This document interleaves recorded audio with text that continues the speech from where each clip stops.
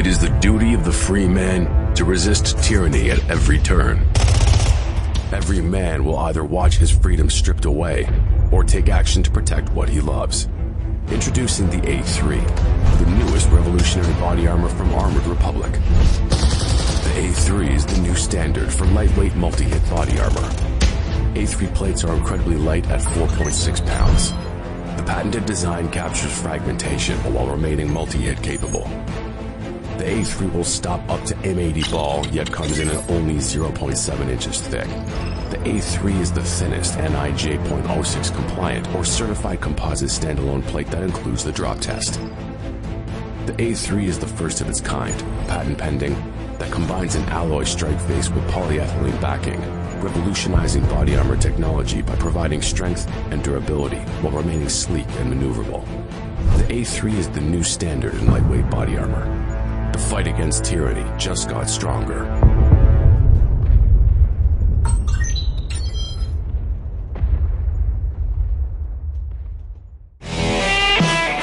Welcome to CrossPolitic.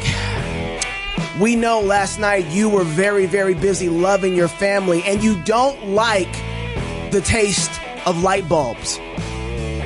Chewing light bulbs. And so we thought you missed everything that happened last night on Fox News with Kamala Harris on Bret Baier show. But we thought we would just give you a little summary of what happened. Donald Trump, Donald Trump, Donald Trump, Donald Trump, Donald Trump, Donald Trump, Donald Trump, Donald Trump, Donald Trump, and Donald Trump, Donald Trump, President Biden had a fundraiser debate stage. Let's go back to Donald Trump, Donald Trump, Donald Trump, Donald Trump. Wow. We didn't want you to miss out on chewing light bulbs. Yeah. And so you might be wondering, like, what did she say afterward? What was the post-conversation like? Yeah. Well, we actually have that conversation too. It was really tough. It was fun. I enjoyed it. It was definitely a different ball game, but I had a blast, so thank you. Yeah. She had a blast. She had a blast. Yeah. We all did. Two things here. Yeah. One is, the lady in that clip doesn't even mean it for herself in the Oh, no, you knew she was lying. Fight. Yeah. There's no way. She's lying to herself, just like Kamala would be if she was saying that. The other thing about that clip, actually, I don't like that clip. No. Because in the same way, I don't like Kamala being president. It's dehumanizing. That's right. That clip is dehumanizing to a woman who shouldn't be beat up like that, who shouldn't be in the ring like that. Yes. And the same way Kamala shouldn't be president. That's exactly not how right. God intended it. That's an area of war that men are supposed to be in, and we don't put women in those kind of positions to get beat up like that. Yep. And it's really sad that that's what happened. We got more coming. Are you looking for the Office 365 competitor? Microsoft competitor, or maybe like people still use Microsoft? Google Docs competitor. Yeah, man. For the parallel economy, look no further than Paxmail, Pax Email. They got a whole office suite. Actually, that's competitive with Google and so forth, and of course 365. So calendars, contacts, appointments, forms, and so forth. Check it out. Privacy matters. We don't sell ads. We safeguard your data like it's our own. We also believe in protecting innocence. Paxmail believes that every child deserves a chance at life. Interesting. Kind of important. How do they do that? That's why we use a portion of our proceeds to support initiatives to save children from abortion. Join the movement to be a part of something bigger. Help us build our parallel economy and keep the money in the family. Join Paxmail and let us build brighter futures together. Visit paxmail.cc. Pax as an X. Paxmail.cc. Especially if you're using Microsoft. Like, what's wrong with you? We use Paxmail. Their customer service is fantastic. We love working with them. All our CrossPolitic emails and Fight Laugh emails are actually going through Paxmail, and we're very grateful for that. Now, this is kind of a shameless plug. I'm sorry. You used to. Discover the world of premium cigars. How selfish is that? With 1689cigars.com. At 1689 Cigars, you'll find an exquisite. Now, I got to talk to my guy who wrote this. Exquisite selection of hand-rolled cigars crafted from the finest tobacco. Whether you're a seasoned aficionado or new to the cigar scene, 1689 Cigars will cater to your palate. Visit 1689cigars.com today. Elevate your smoking experience and your joy in the Lord. Yeah, it kind of goes hand in hand a little bit. You smoke a cigar, you enjoy God better. Go to 1689 Cigars today and buy all. Just click the buy all button. Buy them all. I'm one of the owners in 689 Cigars, and I run it with a couple other pastors out of Kentucky. It's a lot of fun. So we get free cigars in since you don't. We get free cigars. Yeah, you guys got it about every quarter. I'll give you guys some free cigars. About the re-up time. Yeah, we got some new prototypes. We're testing out. We order new cigars. We kind of call them prototypes, and then if they're good enough, testing out y'all cigars. If they're good enough, yeah. We actually onboarded to brand them out. Good enough. 6089cigars.com. My friend in the his house, Lennox, California. No, was that close? Was that close? Close enough. Close enough for a white guy. Why don't you get close to that mic? Because you're going to have to interrupt Gabe a lot. You got to eat that mic, you know. Yeah. Hey, we're two hunks. We're two Negroes and a hunk serving the Lord. Yeah, please you know that song? You know I'm that more song? offended by your singing than anything else. No. Your singing is, I'm sorry, it's California. California. That's right. Yes, get it right. Close. He serves as the digital engagement officer at New St. Andrews College, where he leverages his expertise as a seasoned communicator. An accomplished writer, journalist, podcaster, public speaker, Lennox is known for his impactful contributions to cultural apologetics and Christian worldview development. His incisive writings have appeared in esteemed publications such as Forbes, American Thinker, The Sentinel, The Classical Difference. Sorry, guys, my voice is going to have a hard time today. And EU Today. Yeah. Oh, interesting. You haven't written for us yet, huh? No, we got to get them in our magazine. Yeah. Providing thoughtful, provoking insights for readers navigating today's complex cultural landscapes. Lennox is also a devoted family man, married to Simbi. Did I get her name right? That's right. Perfect. Simbi, with whom he shares the joy of raising their 3 beautiful children. Lennox, thank you for coming on the show, man. Yeah, thank you. It's good to be here. My only one disappointment is I'm in Toby's chair. Yes. I fully expected to read the ads on his camera with the teleprompter. We should have had a read ad. Oh, that's right. We usually do have some. Yeah, that's right. We should have had. Dude, I'm sorry that you have to be here on this particular day to deal with this stuff. But well, you mentioned chewing light bulbs earlier. Yes. That's what it definitely feels like. But, any excuse to hang out with you guys. So. Well, I wanted to ask you before we move any further. Did you see? What is your status as American? Are you American now? You got dual citizenship? What are you? Because this is gonna matter pretty soon in the conversation. Exactly. What your status is here? It's kind of weird. Okay, well, I'm Zambian. Yes. Here's the funny thing: I do pay taxes in America. Yeah, we make sure that. Yes. Which I believe in the state of Idaho makes me eligible to vote. Oh, really? Well, that and yeah, you should vote then. Apparently. Is that real? We'll see. Yeah, apparently it's a whole thing right now. Whoa. So we'll see. So if you're paying taxes in Idaho, you can vote, even though you're not a citizen of Idaho. I believe that's what it is at the moment. You better be wrong about that. I hope I'm wrong about it. Fact check that. Somebody fact check. Wow. Well, I wanted to ask you. So what is it that Kamala came out with her whole initiative for Black America, yes. Black American man or Black man? I don't even know if it has to be American, but did you see her little love letter and everything? I just wanted to see if you saw and what you thought about it. I did. She's like, I'll give you money and weed. Yeah, pretty much. No, quite literally, pretty much. Like the subtitle was literally Donald Trump as a threat to Black American lives, or something like to Black men's lives. Good. Right? Like it's quite patronizing in that sense. 100%. And then just as you're saying, like in the list there, it's like, well, I'm just going to give you handouts and I'm going to legalize marijuana. Yeah. Because we know how much Black men need marijuana to, Here's your money and your guns. If we don't have it, that equality cannot be realized. Yeah. It's a patronizing read. Yeah. So you're totally voting for her. Absolutely. Because she's looking out for me. That's what it is. She's watching out. Yeah. $20,000. What's election? So you guys should go listen to. We've had Lennox on the show previously. We kind of go into his background, his life a little more detailed. So we'll kind of pass that a little bit. But what's it like with election season in Zambia? I mean, because we're going to walk through, Fox News and Bret Baier's interview with Kamala Harris. But like, do you guys have some of the funniness that we have with do the politicians tour on TV and debates and all that stuff? Debates, not so much. But yeah, election season is always a big thing. It's always a big deal. The interesting thing in Zambia is, one positive is that Zambia actually has more of a democratic system than the average African country. Okay. Right? So, for example, there's been 3 different political parties at the helm of leadership in the last 15 years. Okay. Right? Like, that's just not something you hear in Africa. So that's a positive. The other side of it is that Zambia's yet to vote in a president. they're almost always trying to vote out a president, right? So people aren't really thinking policy. In many ways, it's a contest for personality, right?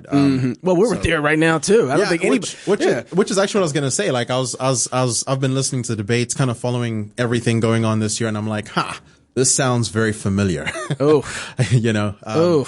So that's not comforting. Yeah, interesting. It shouldn't be comforting. Is it so? They do like interviews like this one-on-one with the press or a big journalist in Zambia? Yeah, from time to time. The one difference is America has fundamentally two political parties that are going at it. You know, Zambia has several. Okay. So it's never just, you know. What's the topics? Because like we're debating on transgenderism and this, abortion, crazy Y'all stuff. got man and girl sports yet? Not yet, but I see that in the near future. Don't be like us. Yeah. Don't be like us. Well, I mean, to give you guys something interesting, Kamala visited Zambia last year. I'm sorry. Yeah. I would have preferred she stayed there with you. Why we wish Zambia would have kept her. Yeah. I don't know. There's kind of a funny story about this. Someone needs to cover this at some point. You know how Kamala keeps speaking about how she grew up in a middle class family? Yeah. All that stuff.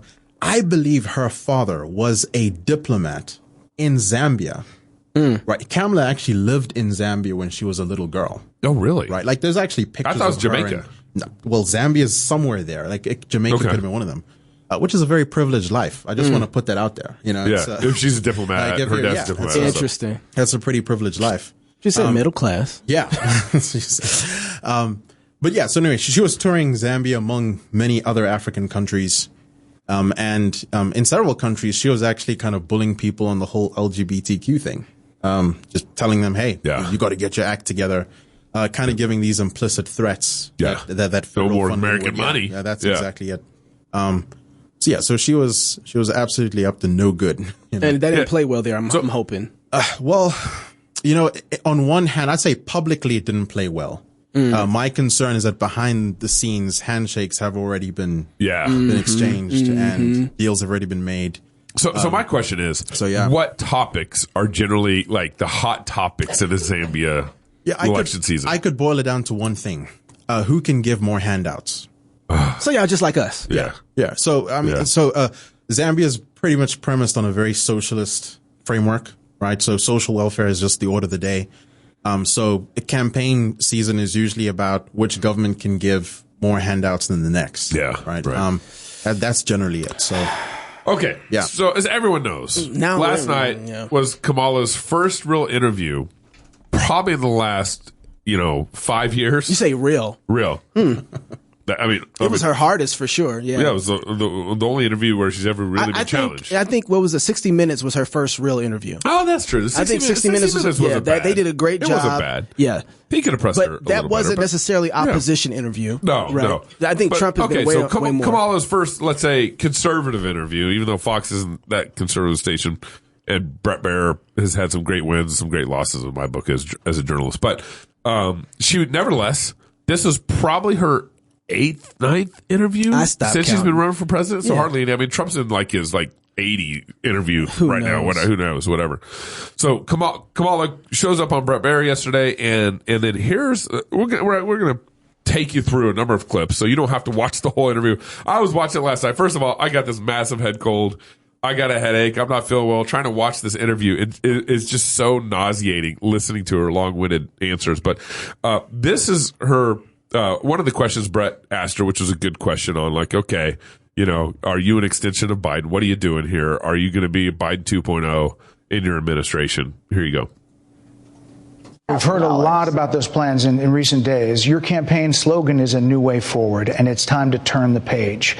You've been vice president for 3.5 years. So what are you turning the page from?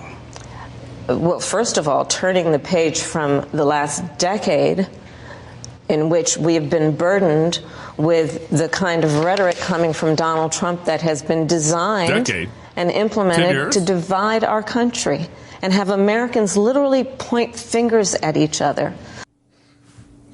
10 years? Does that include Obama? I'll let you have this one. Lennox, you get to go first because I'm going to do my math real quick because I thought she said 10 years. No, she said 10 years. Okay, yeah. Right? And for the last 3.5, she's been the vice president. Right?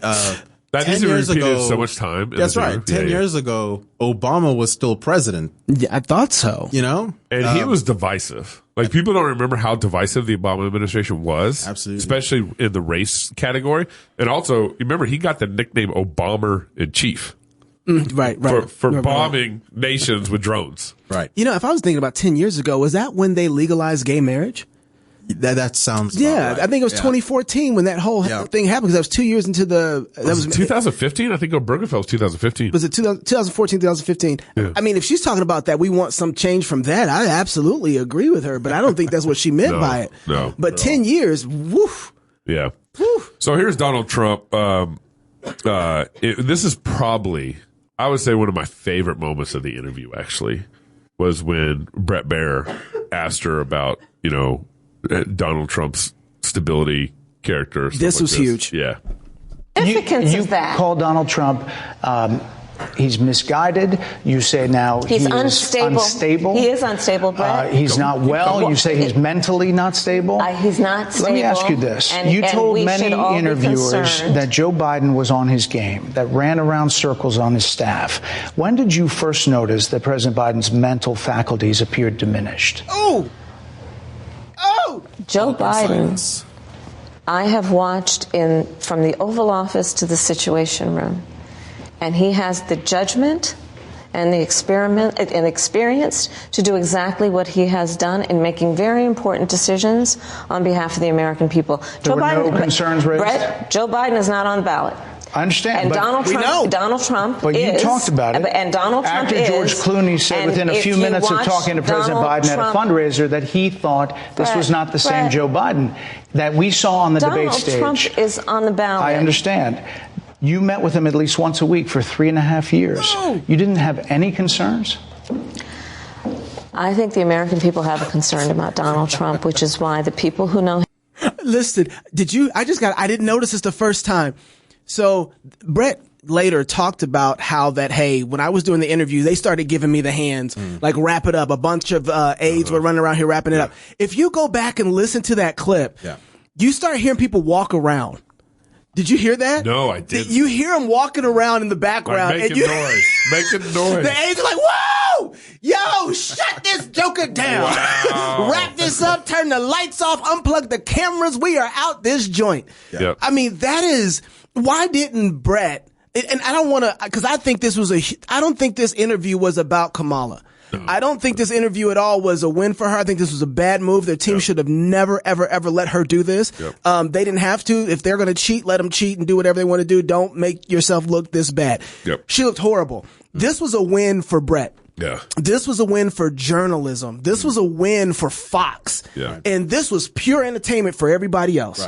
Right? Yeah. But the thing that Bret should have done, because I don't want to really poke at Bret too much, because I think he did a great job, was ask the question. It was a tough job. This was a very tough job. Because she kept going on and on and droning on. The optics of having a woman up there and having to interrupt her and to engage with her. And also, she's the vice president of the United States. Absolutely. There's a certain respect. Can easily make you look bad as a journalist. And so he handled himself so well. Like, yo, Bret, salute to you. There's just one thing I wish he would have did. One question. I wish Bret would have said, then why are you running? And why did Biden have to suspend his campaign in the middle of it? Yeah. Right? That's exactly right. And because all of their argument was, and everybody, CNN, MSNBC, ABC, all of the people turned on Biden right after that last debate with him and Trump and said, yo, he ain't there. Everybody said it. Everybody. I mean, that's the premise that she's even in the seat that she's in, right? That's exactly right. She wouldn't be doing this interview if Biden was all the way there. That's right. And she wouldn't be in the seat at all. This for me is devastating because everybody saw it. And if you try and tell me that my eyes don't work after I just saw them work and everybody's secure for me that they do work, and then you're going to lie to me. Yeah. Because that's what she's doing. Right here and act like that's not true and trying to tell me that Trump, the guy who is going around everywhere, by the way, having tens of thousands of people at his campaign, going on interviews, going on to podcasts where they don't get notes. They just have it out with them, right? What was it? Flagrant? He went on Flagrant. Yeah. Yo, he was sharp. Yeah. I mean, everywhere you seen Trump, just off the cuff, he's doing all sort of town halls. The boy looks sharp. Yeah. There was one video out there where Trump, they put a spin on it. Yeah, they put a spin on it where Trump is like, I think there was 2 medical conditions in the audience and they played music and Trump is swaying while they're taking care of the people. And everybody's like, oh, look at him. He doesn't know what to do. And it's like, no, there's medical conditions and he's paused while they're trying to help the people in the crowd. But he's spending more time talking to people, more time going out, engaging with Americans and answering their hard questions. And you want me to believe that he doesn't have the mental acuity that Biden has right now? Yep. Like, are you serious? No. This is not a good look for you right now in the realm of honesty. And don't forget, like, another layer of this honesty is Bret's question was, you've been with Biden 3.5 years. And you didn't pick up on anything? Right. Yeah. Anything? I think we got a clip to solve this problem. Best way to get something done, if it holds near and dear to you that you to be able to. Y'all ready for this? Anyway. From Charlotte, another line going from in Florida down to Tampa of Putin's kleptocracy. Oh boy. Yeah. America is a nation that can be defined in a single word. Yeah, right there. I was put him. The idea that for 2 reasons. Oh. One,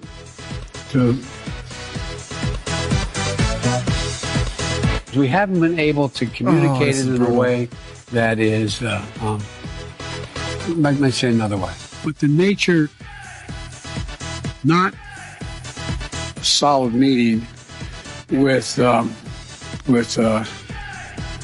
they make a very good point. Here's the deal.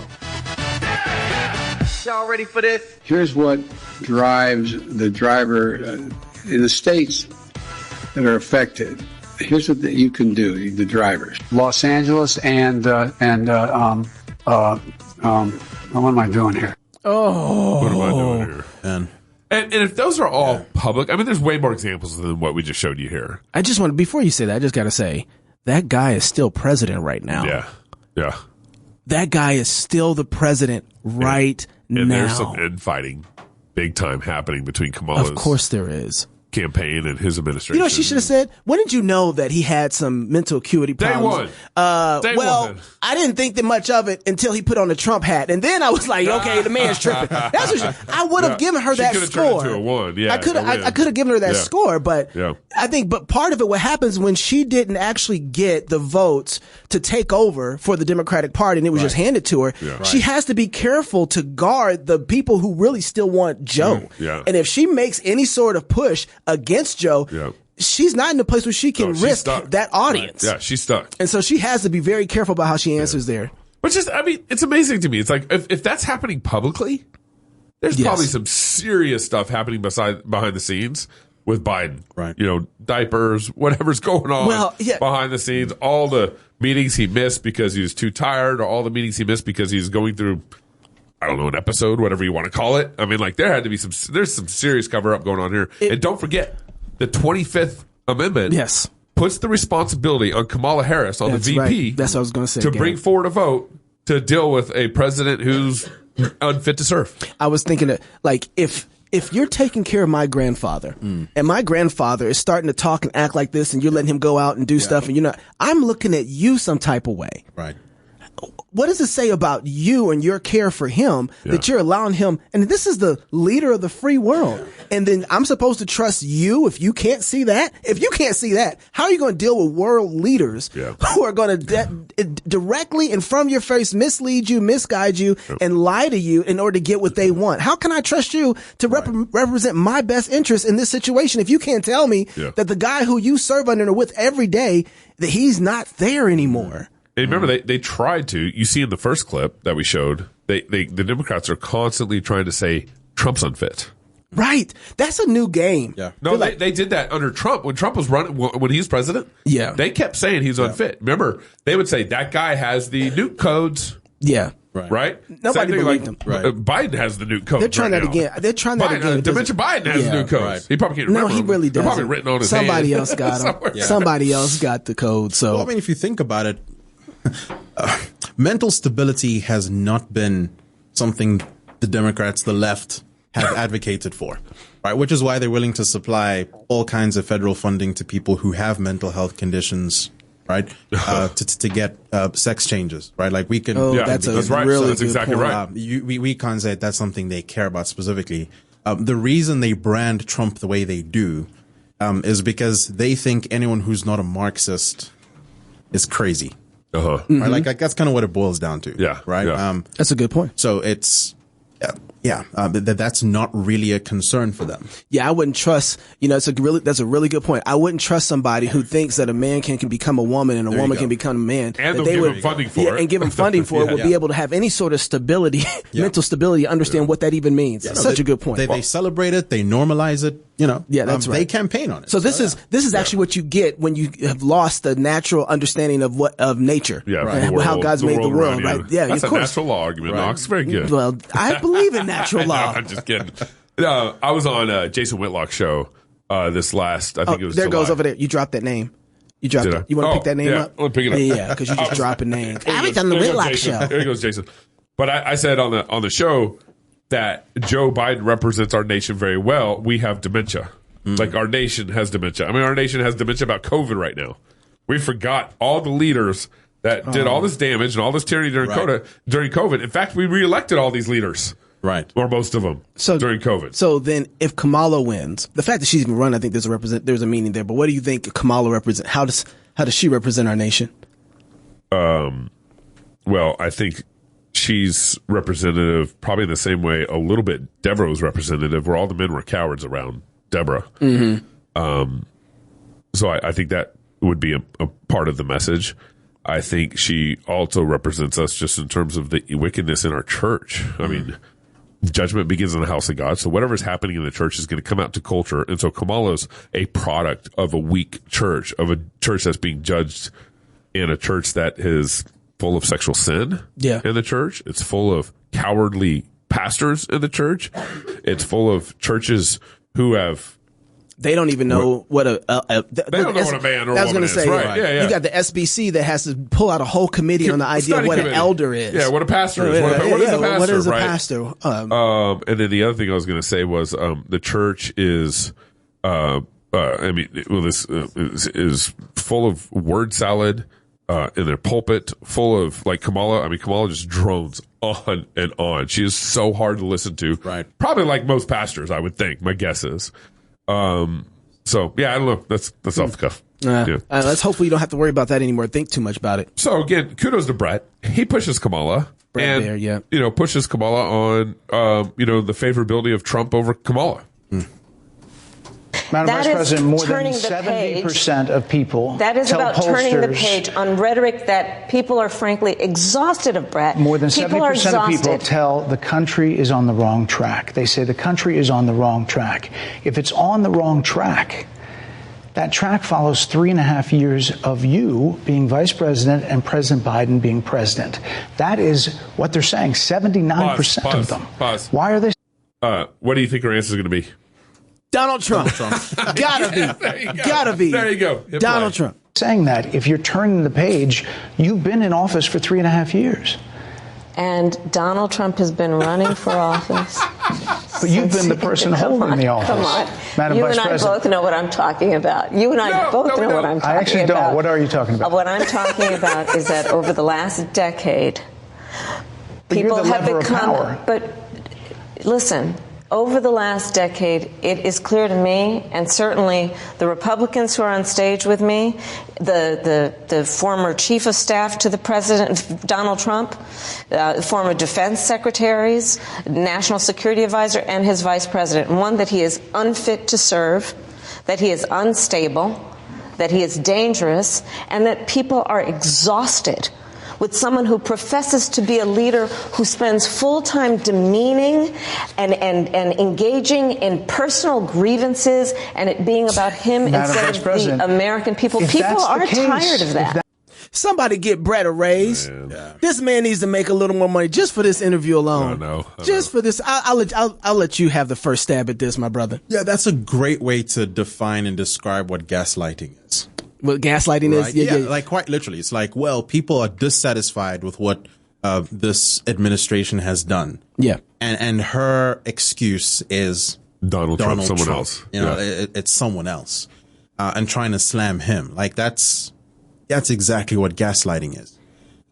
No real coherence there, no real ability to be able to respond there. It's quite a joke, you know, and in doing so, she's disqualifying herself.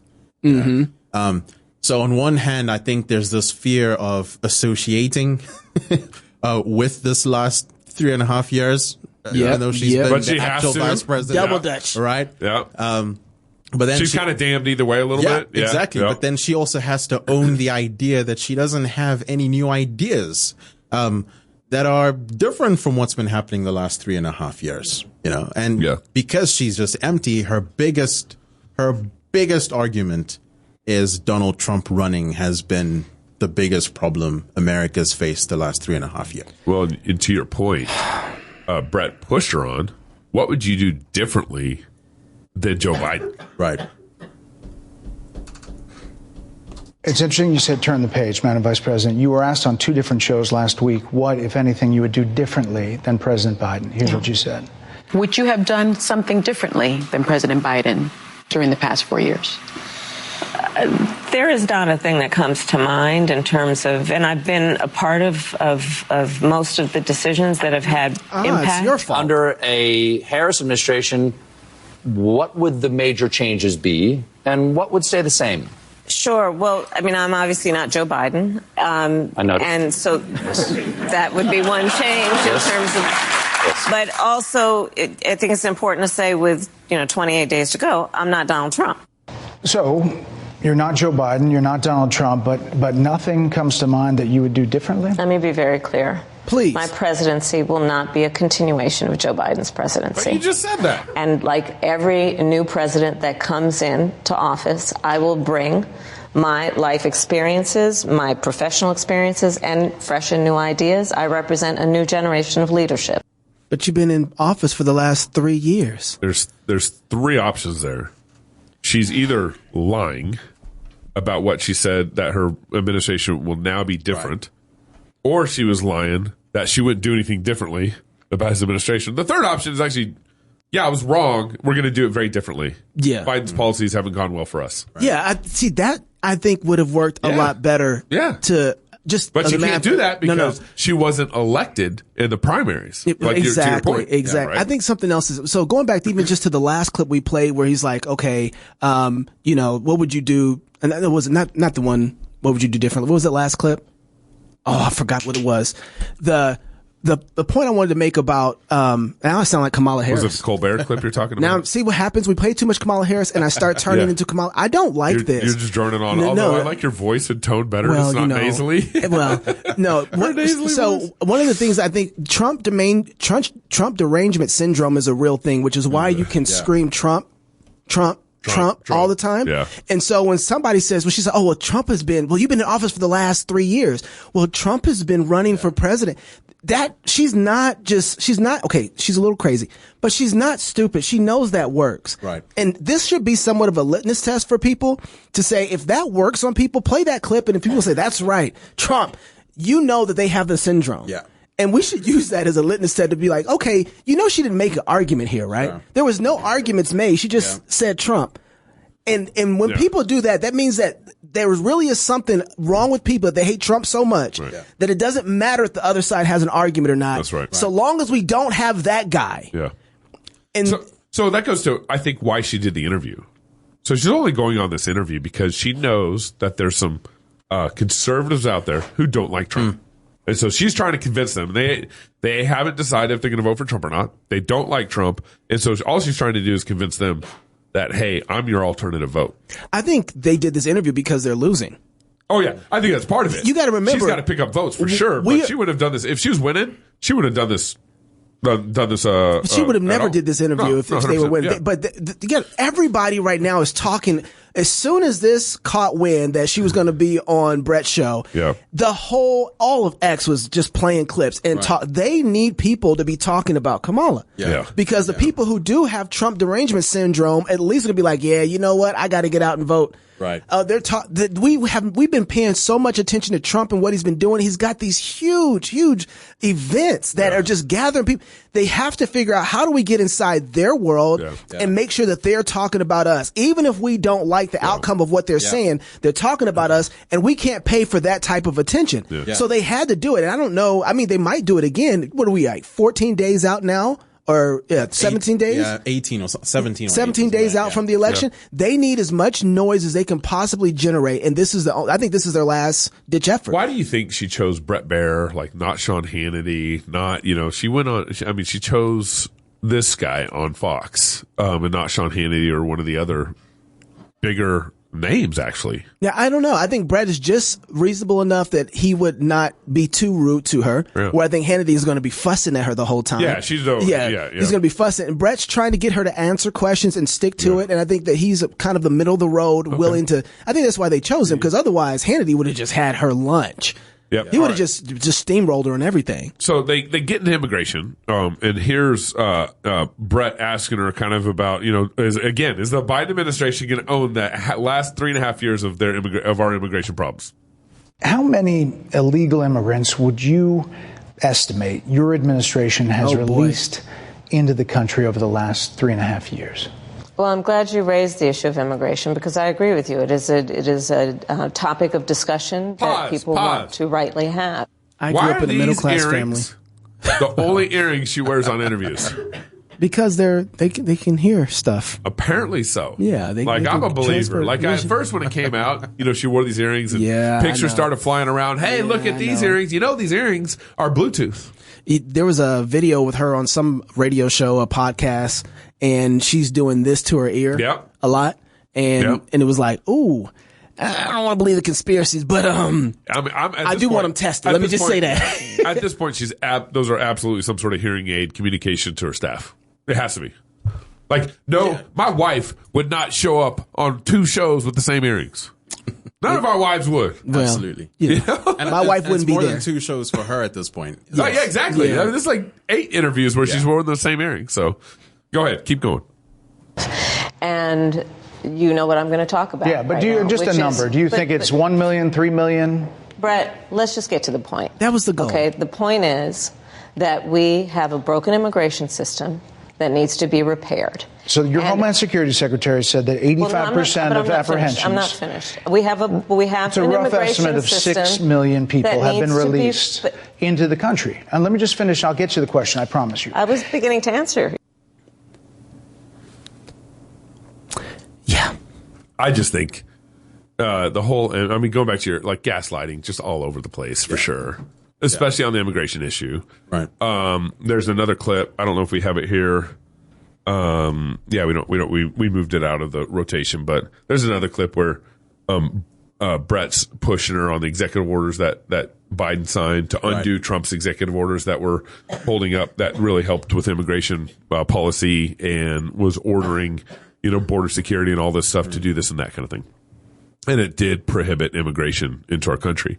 Biden on day one in January 2021, he signed a bunch of executive orders. I think it's 100. It might have been the most executive orders ever signed on day one in a presidency. Right. And a lot of those executive orders had to do with illegal immigration and removing Trump's executive orders. This is why you want to pass things through Congress, because you want it to be more sticky, right? But removed a bunch of Trump's immigration executive orders. And Biden undid a lot of that. And as soon as that happened, illegal immigration started going up. Now, Kamala later on talks about, we tried to push a bill. You remember the bill, Knox? Do you have the bill? The HR 1177? Yeah, is HR that the one? 1177. Yeah, that's what she goes to, yeah. We tried to push that bill. She said day one. It's but day one, you undone a bunch of immigration executive orders. Yes, but that's what... And then you try to push this bill through Congress on day one, which... it's not a bad play, because she had the House and the Senate Of course. On day one. Yeah. And they couldn't get it passed. Yeah, but then even before this, Gabe, she was one of those people who was claiming that the border was secure. Yeah, that's right. Which we Brett should have actually had pushed her on as well. Yeah, that's right. She was claiming there was right. no real border problem. Yep. And now she actually has to concede that there is. And I think especially because the Border Patrol guys have come out and endorsed Trump. The union, the Border Patrol union endorsed Trump. Yeah, exactly. Which he also brought up later too.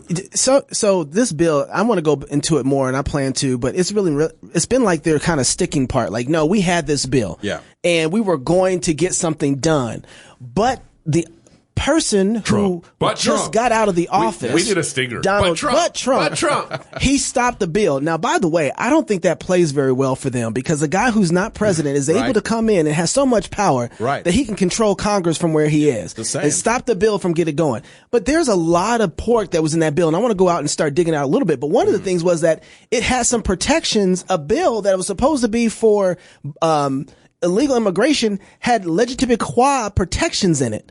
Okay, why?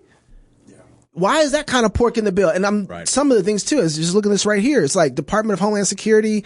It's not that one. They were supposed to give $4 billion of aid to Guatemala and El Salvador and Honduras, conditional on the ability to reduce corruption, violence, and poverty. Wow. Why are we sending them $4 billion so they can take? No. How about we keep our own money and we send the people back who are not here? Right. Who don't have legal status. I'm not talking about you. You know, because I guess since you pay Lennox taxes, has legal status. That's right. I've got legal status. He did it legally. Okay. I just wanted to be clear. My brother-in-law's been in Mexico for two I years just wanted to be trying clear. to get legal status here. Still I just wanted to be clear. No, just on that point, honestly, I'm hopped up on this. It was a very long process for me to even be here, to get here, right? It would have been much more efficient. I know a faster way. Mexico and I walked across the border. You might have got $400,000. It would have been so much quicker. And a cell phone. Yeah, absolutely. Yeah. So that free health care, maybe a card or something with some money on there. Absolutely. Have housing. You notice he comes to Idaho and he starts growing his hair out. That's because the barbershop. You can't find. You can't find a barbershop? Or is it too cold? You see what I did to my head? Is it too cold? Look at this. It's that much more expensive here. It's just people don't know how to deal with this hair. Like, Knox, I have never understood you more in my life. That's so funny. You see why I did what I did, right? Funny. Like, absolutely. Knox is like, screw it. I'm in Idaho. I'm just going bald. I learned to cut my son's hair. Yeah, it's like, you know what? I'm cutting it all out because I can't find a barber to take care of it. Anyway, so I understand. So that's what it is. We're going to take care of you, though. That's so funny. So here's did you guys have anything to finish on that? Oh, there's always more to say. Okay, all right. No, we're good. So Bret actually, again, pushes her on immigration and brings up kind of a situation that happened where illegal immigration actually killed this gal's daughter. Super tragic, but go ahead and play the clip. The early part of your administration, I will let one of the mothers talk about it. Take a listen. Because of the Biden-Harris administration open border policies catch and release, they were enrolled in the Alternatives to Detention program. This meant that they were released into the United States. It was not even a full 3 weeks later that they would take my daughter, Jocelyn Nungare's life. I believe the Biden-Harris administration open border policies are responsible for the death of my daughter. Dang. That's the early days. So do you owe them an apology is what I'm saying. I will tell you that I am so sorry for her loss. I am so sorry for her loss. Sincerely. But let's talk about Trump. What is happening right now with an individual who does not want to participate in solutions. Oh, that's bad. Let's talk about that as well. Trump. In all fairness, I told you, I feel awful for what she and her family have experienced. Did Trump have a position in the Biden-Harris administration? No position. Like, I must have missed that somewhere. Yes, he's called the whipping boy. He's only been elected to office one time in his whole life. Yeah. And that was president of the United States for 4 years. That's it. Yeah. He's never run in any other. But he can control Congress. Apparently he's got more power than we realize. And more power than the vice president and the president himself. But this is when they had the House and Senate as Democrats. Yeah, there you go. Trump derangement syndrome does not help you be able to deal with problems well. No. I mean, when you hate Trump this bad, you can't. This was a great opportunity for her to use this. Yeah. When you have something like this, and they are responsible for their citizens in America. She should have taken this moment. She was halfway there to say, wow, this is horrible. And there are a lot of other people out there like her that I want to protect, which is why we should have passed this bill. And you know what? Here's some other things I'm going to do. I went down to the border. I was the czar. Oh, wait, she can't lean on any of her past. Right? Because she really doesn't care. No, she really didn't do anything. But this was she's got a horrible record. She's got exactly. So she can't run on that. Yeah. But this would have been the opportunity for her to say, I don't want this happening in the nation that I run. Again. I will try my very best with everything that I'm going to do to make sure that we don't have this problem and that kids in America can live without worrying about other people from other nations who don't belong here, just to make sure that you fit in there. Right. Don't kill our citizens. That would have resonated at least with me. I wouldn't have believed that she could fulfill that promise. But she I can't would have say loved that because that throws Biden and the whole immigration policies that they worked on under the bus. She's trapped. She's trapped. Yeah. She's trapped. But Trump. All right, Harris. All right, let's get into the economy here. So Harris, Bret gets into the economy. Go ahead and roll the clip. Look at where we are, though. They say on plans for the American people, move on. I'm offering a plan to deal with affordable housing. I'm offering a plan to deal with what we need to do to strengthen small businesses, which are the backbone of America's economy. They get money I am offering a plan that is about taking care of young parents and giving them the support they need. My plans for the economy will strengthen the economy, as have been reviewed by 16 Nobel laureates, Goldman Sachs, Moody's, and recently the Wall Street Journal, which have all studied our plans and have indicated my plans for our economy would strengthen our economy. His would make them weaker, would ignite inflation and invite a recession by the middle of next year. Those are the facts. Why do you think more people say they trust him on the economy than they trust you? I think that when you look at an analysis of our plans for what we would do as President of the United States, it has been clear to those who study and understand how economic policy works that moving forward, because I do believe the American people are ready to turn the page on the divisiveness and the type of rhetoric that has come out of Donald Trump. People are ready to chart a new way forward, and they want a president who has a plan for the future and a plan that is sound and will strengthen our country. My plan for the economy does exactly that. His plan would be, again, to give tax cuts to billionaires and the biggest corporations in our country and blow up our deficit. Her plan was studied by elites. Her plan was studied by the billionaires. Her plan was apparently the people who know how to read and know how to understand the economy. Those are the people who can understand her plan, not guys like me and you. Who actually have to live in the economy. Right? Yeah, exactly. Yeah. You know, I really do wish we had. It's an elitist answer. That's an elitist answer. No, it clearly 100%. was an elitist answer, and it was degrading too. Because it's kind of like saying, "Listen, I know that you poor black guys are going to be on this weed and getting them loans. Y'all can't read, but listen, just trust me. I'll take care of everything for you." I miss Ron Paul. Oh, I wish more people were like this and talk like this and said stuff like, I really just want to get the government out the way and remove the red tape so that American citizens can serve American citizens, and I can just make sure that they don't lose their money.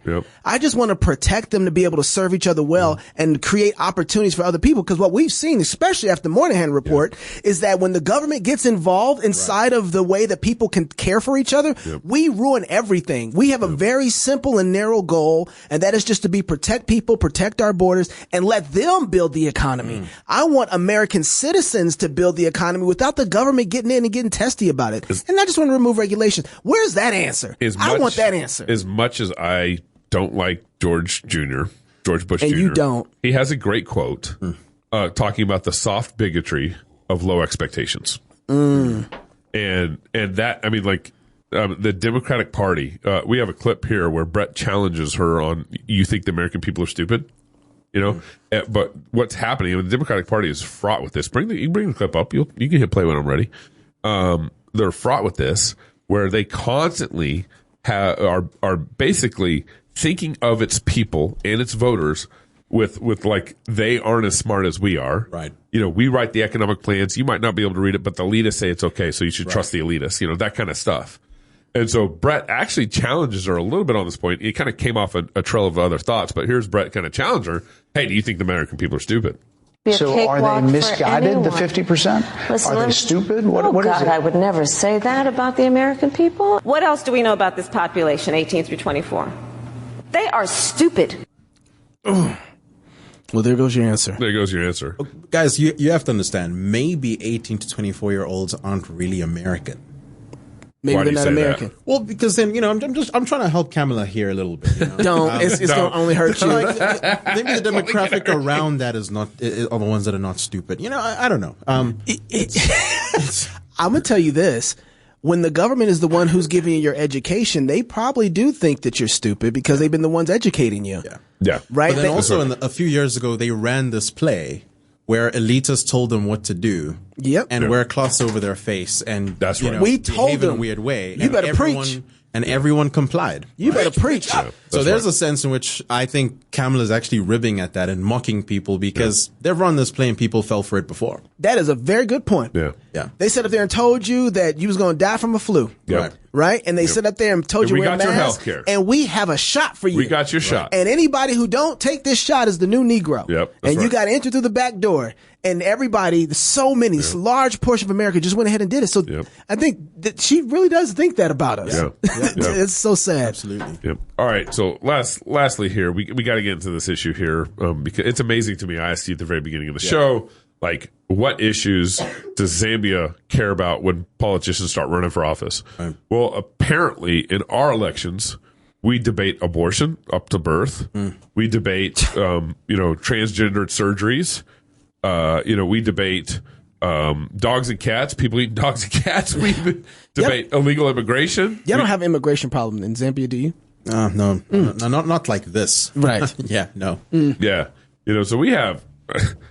we should kind of go around each country and be like, what are the issues? What do your elections look like? The truth is, most countries actually believe in closed borders.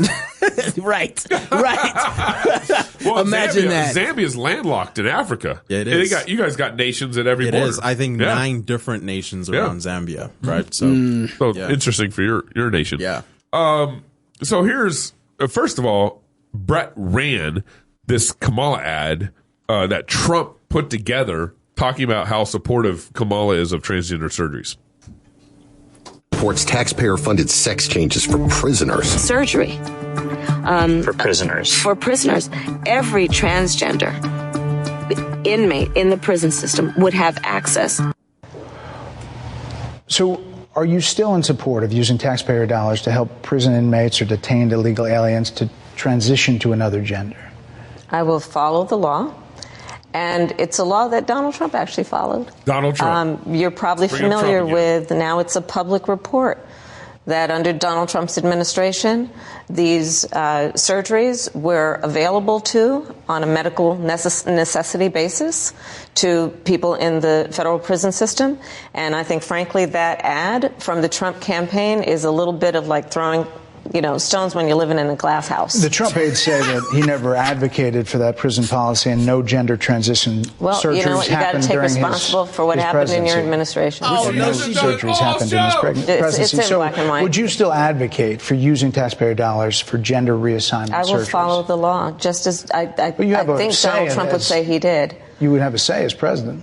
Like I said, I think he spent $20 million on those ads, trying to create a sense of fear in the voters because he actually has no plan in this election that is about focusing on the needs of the American people.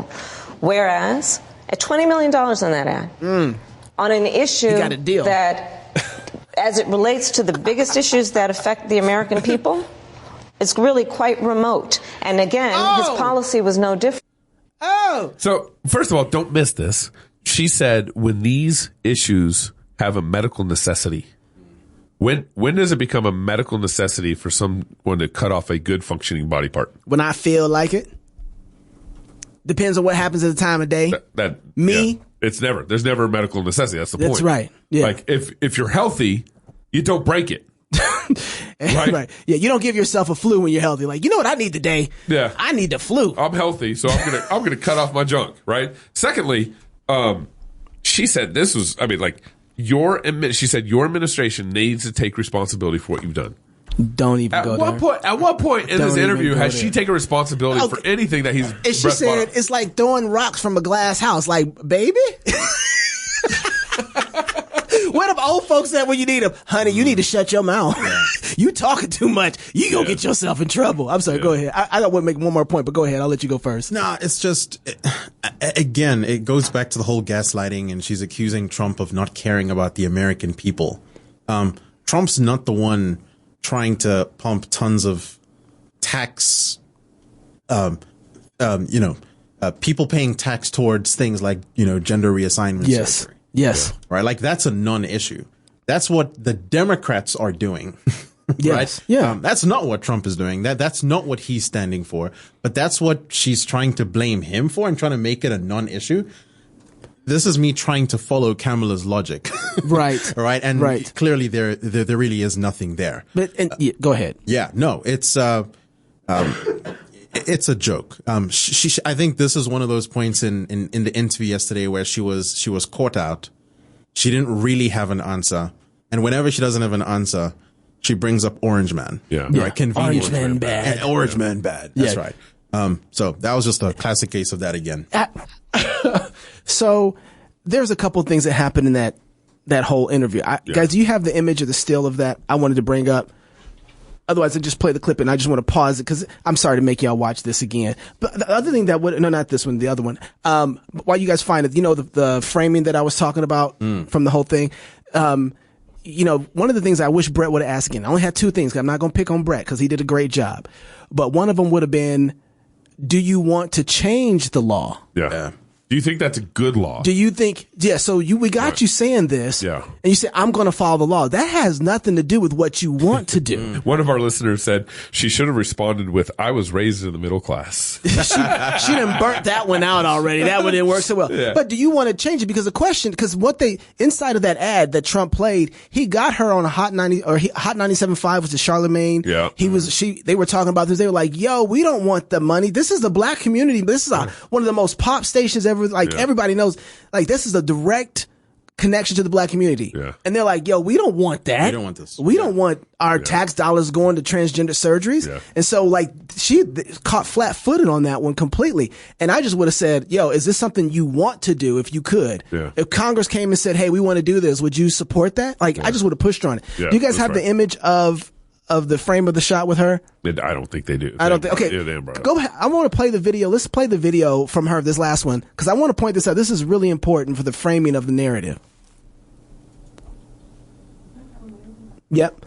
Supports taxpayer-funded sex changes for prisoners. Surgery. For prisoners. That's for a man, prisoners. right? That's a dude. Transgender. That's a dude. Inmate in the prison system would have access. It's a trans form that they're at. Yeah. Okay, pause. So. No, keep going. No, this is not. Pause here. This is great. I just want everybody to know the framing of this real quick. Now, I'm going to make a point about this. Notice that they're eye to eye here.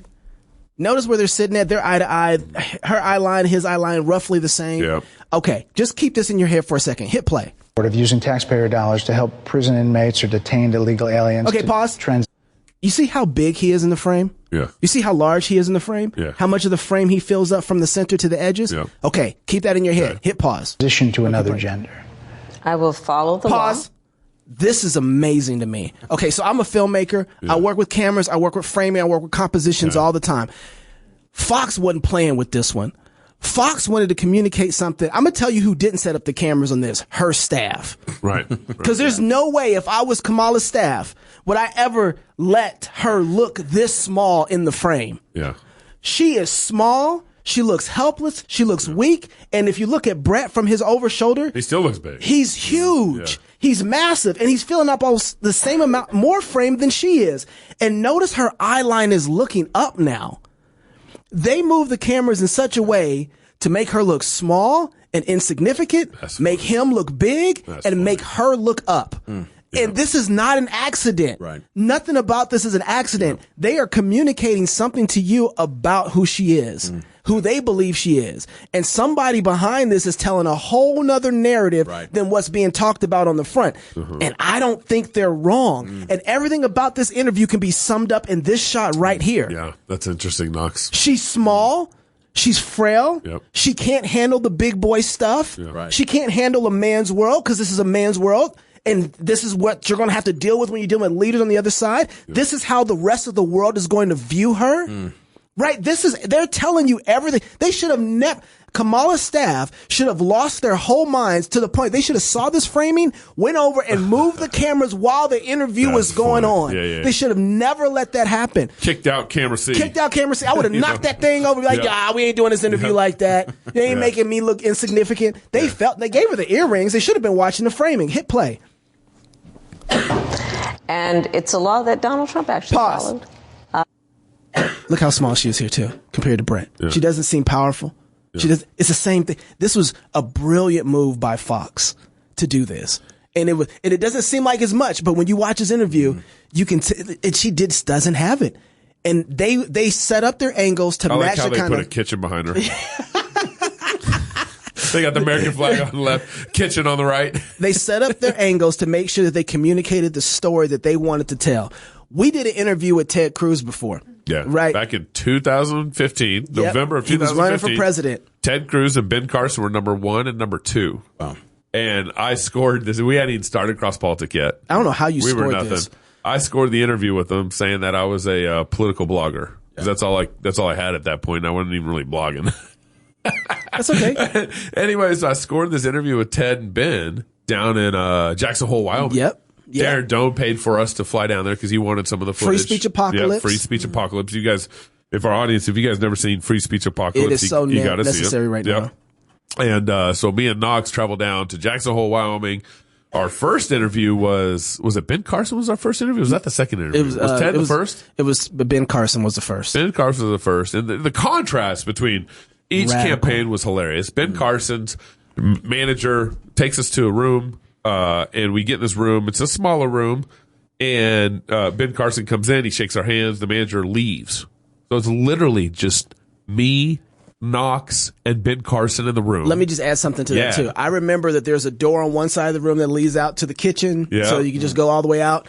And I just wanted to see. I just walked it to see if it went to an exit. It did, and there was no security whatsoever there at all. I mean, then Carson another was door. number 1 or number 2. I think he's number 2. And, Ted was 1. number 2. Yeah, and then the other guy, his security, which was like 6'4" guy, was out there on his cell phone sitting down chilling. And I told Gabe, I was like, they don't believe he's going to win anything. No. Yeah. Like, they're not protecting him at all. Ben Carson's sports coat was kind of lopsided a little bit on his shoulder. Had dandruff all on it. He had dandruff on it. His collar of his shirt was uneven. It was uneven, unbuttoned, like just not polished. Yeah. And that's his staff's fault. It's not his. Right. If he had staff. If he had staff, yeah. Well, his campaign manager came in and left. I was shocked that they left. They left us there with Ben all by ourselves for like 15 minutes. So anyways, we interviewed Ben. And then the next day, we were interviewing Trump. Ted Cruz. Ted Cruz, excuse me. Ted Cruz. I wish we had that interview with Trump. That would have been great. Yeah. We interview Ted Cruz. And we go to this larger room. So we're in a bigger room. You remember the bigger room. And he had just gotten out of a meeting or an interview with someone else. Yep. I think it might have been local news. So Knox, as we're waiting outside to be invited in. Very different scenario. Knox is telling me, he's like, all right, when we get in there, I'm going to turn on the cameras immediately. That's why you're kind of getting situated. I'm going to turn on the cameras because once the cameras go on, they'll do whatever we say. Yep. And so sure enough, and then Knox said, what they're going to do is they're going to tell you where to stand. Yep. They're going to tell you to stand, not to sit, because it's harder to get out of an interview when you're sitting versus standing. They're going to do this, this, and this. Knox called the whole play.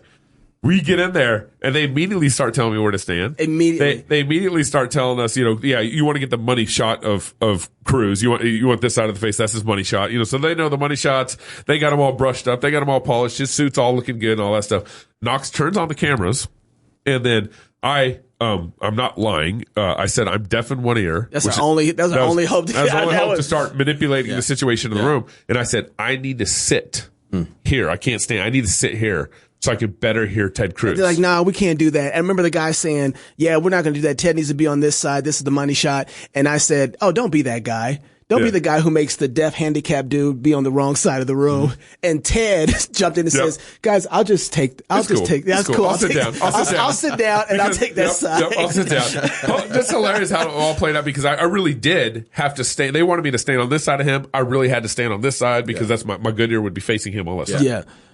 So we get in the interview. It's about a 15-minute interview.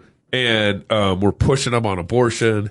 And the question I was asking, he was avoiding. Yeah, he just avoided answering. I was asking, and I said, okay, what we know now about the Civil War? Yep. 6 million died in the Civil War, and given the fact that we've had 50-60 million babies die from abortion, why should we not go to war over abortion like we did the Civil War? That was the question. It's a jamming question. It's a jam. It's a jam question. We get into this interview. We're going back and forth, and then my cameraman Knox jumps into the interview. And they don't like me anymore. No.